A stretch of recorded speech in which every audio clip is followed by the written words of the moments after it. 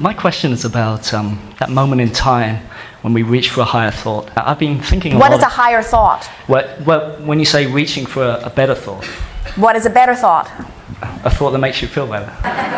Just wanted to make sure that you know what you're reaching for. Okay. I've been thinking a lot about that. And I've listened to your teachings for a while now, and you say there's no assertion.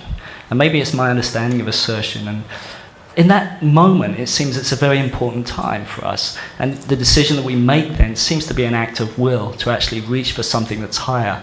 And I think we have a misunderstanding about what actually willpower is. I actually came to the realization that I think willpower is really allowing, and that it's not some sort of assertion. Willpower is choosing. Willpower is choosing a place of allowing. It's choosing a thought that allows. Okay. So you could say willpower is guiding thought, Right. or choosing thought. Okay. When I first started doing this work, I think work's the wrong word, but when I first started allowing these experiences, I noticed that initially doing that sort of choosing seemed to be hard. And I wondered what that was about. As you've been moving through your life, you've developed habits of thought, and they have vibrational frequencies.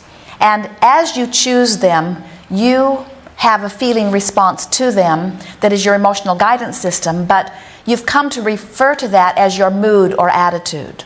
So your mood or attitude is your indicator of the balance of thoughts that you usually run through in a day. So when you're focused upon something, your thought is offering a vibration that really only gives you, by law of attraction, access to other thoughts that are vibrationally quite near it.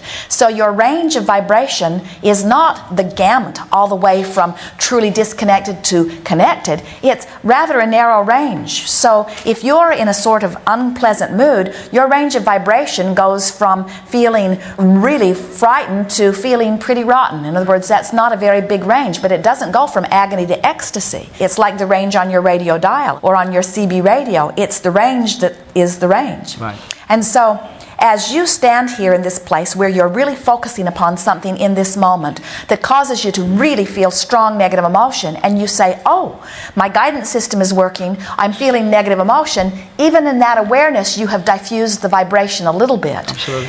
And as you go further by saying, and I really don't choose to feel this way, it seems that I do feel this way, but I would like to choose a different thought, you've diffused the vibration a little bit more, but you still don't have access to that bright, happy, fluffy thought way over there. In other words, you've changed your range a little bit by your decision to feel better, but you don't have access to all of those thoughts. So as you say, well, I'm going to reach for a better feeling thought, and your desire is to really find a blissful thought, the most pleasant thing that you've ever thought, it's unlikely that you're going to come across it very easily, even if you've been carrying it around in your pocket for a while. In other words, Esther began making mental notes and eventually written notes. We encouraged her to write a notebook full of extraordinary experiences.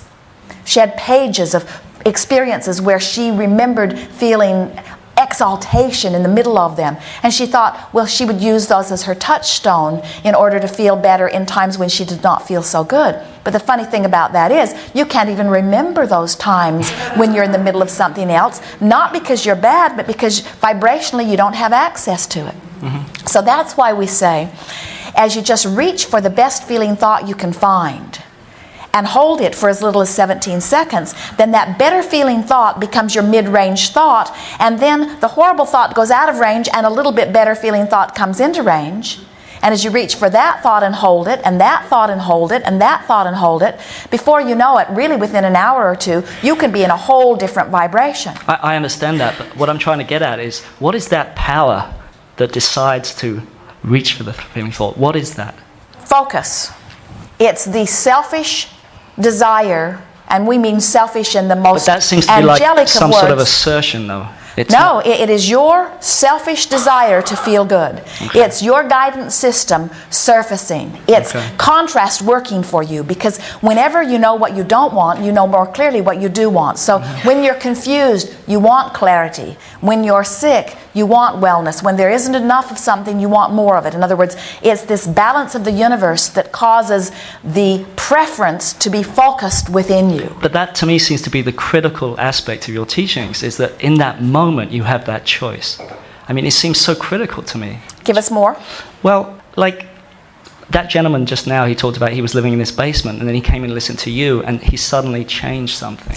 But the thing that we want you to understand is that within all of your vibrations, there are a bunch of things happening. You're believing some stuff and you're desiring some stuff, and all of that stuff is called thought, and all of that thought is part of the mix. So all of you have this vibration that is happening that is desiring belief, and desiring belief. So as he was struggling within his life experience, he was shooting out rockets of desire. That's why we call them rockets. They're brief insights that say, I want something different than I'm now living. Right. But they are so brief because your usual vibration is in a different place.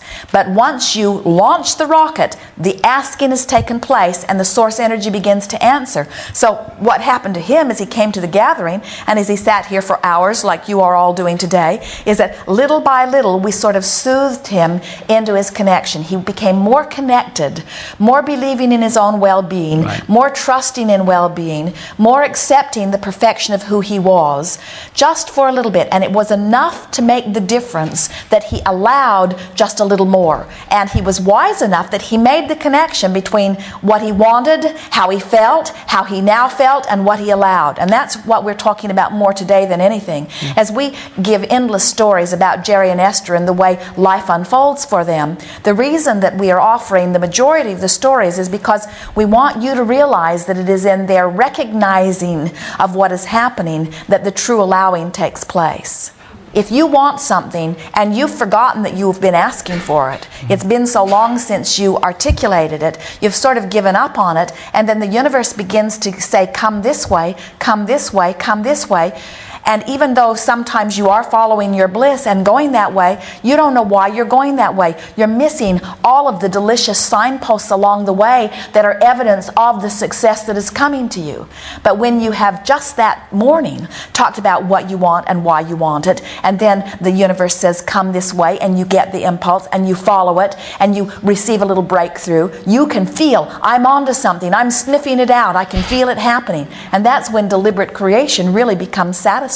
Right. That's the way you intended for it to be. So many teachers, when they talk about this, other teachers, they talk about like this moment when suddenly everything dropped. I remember you talking about Jerry. He just said, okay, I'm letting go. And it seems to be that is the crux of being human. It's just like this allowing the allowing. Do you understand what I'm saying? It's like everyone that ever had a peak experience or just, it was all about just opening up to that moment that was already there anyway. So sometimes out of exhaustion, you just torture yourself into allowing. That's one way to go. That's certainly one way. It wouldn't be the way I'd choose. But sometimes through stimulation of someone who is so connected and you're sort of trapped in your chair, right. And it's embarrassing to get up and leave. Right. And so you just sit and you listen to the rampage that goes on and on and on and on and on and on and on. Sometimes you can find a greater place of allowing. Right. Most of you have to die to get it. In other words, we didn't want to upset you. When you make that transition, when you release that consciousness, you always reemerge back into that pure, powerful energy. Right. But what we are all talking about and what you are talking about is how do I vibrate in a way that allows it here? And we say, you just got to practice. But the motivation that must be there before you're even willing to do the practice is you have to be selfishly oriented. You have to be so selfishly oriented that you really want to feel good. Have you ever been with someone and as you start a conversation, you can just see by the look on their face that they don't want to go there. They're hoping you don't go there. Sometimes they're bold enough to say, please don't go there.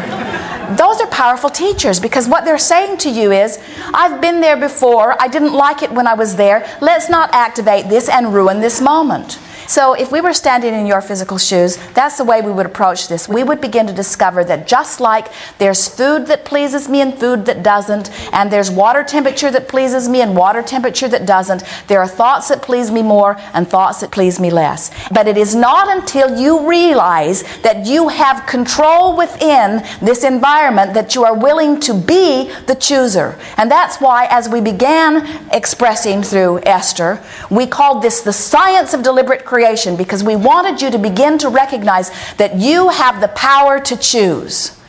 And then later, as we watched you working so hard in your choices, we began saying, well, don't choose quite so hard and just chill out and relax a little bit. And now you're helping us to integrate the two all over again, aren't you? Creation is about focusing. And so why would you come into these bodies to begin with? In other words, source energy is in a very blissful place. Source energy is that heavenly place that you're all going to eventually croak and reemerge back to. So what's the point of physical experience? If it's perfect in the non-physical, you come forth in the physical and you suffer for a while and you create some stuff and then you reemerge back into the perfect place. In other words, what's the point? Why not just stay in non-physical where there's no resistance, where it feels perfect all the time? And we say the reason that you come forth is because there is so much excitement and so much stimulation in getting to mold the energy. Have you ever sat? Try it sometime. It will teach you everything you need to know about creation.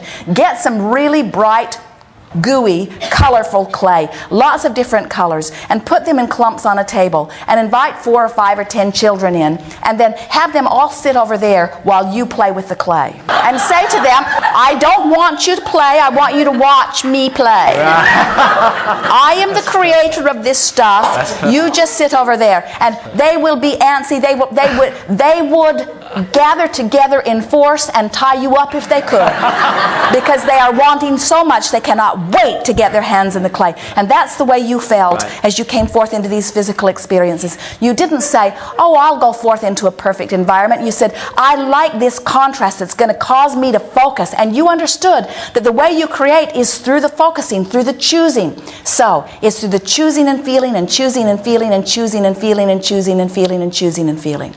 And as we watch Esther, we will see her choose a thought, sometimes not because it's the best feeling thought, but she will choose a thought because it's the most stimulating thought, or the most interesting thought, or the most compelling thought, because it's out there, it's been being shown, and somebody else has ratcheted up. It's a big juicy thought. It's not boring in any way. It's a fantastically big juicy thought. So she will join the thought because she is mixed up in her criteria. She's looking for truthful or interesting or expansive and forgetting the only thing that really matters, how does it feel? And so sometimes she'll be right in the middle of it with both feet and both hands, sort of chewing it up, enjoying how fast her mind is, enjoying the thoughts that come, enjoying the conclusions that come. And sometimes she, like you, will be pretty deep into the thought before she realizes, ooh, this thought does not feel very good.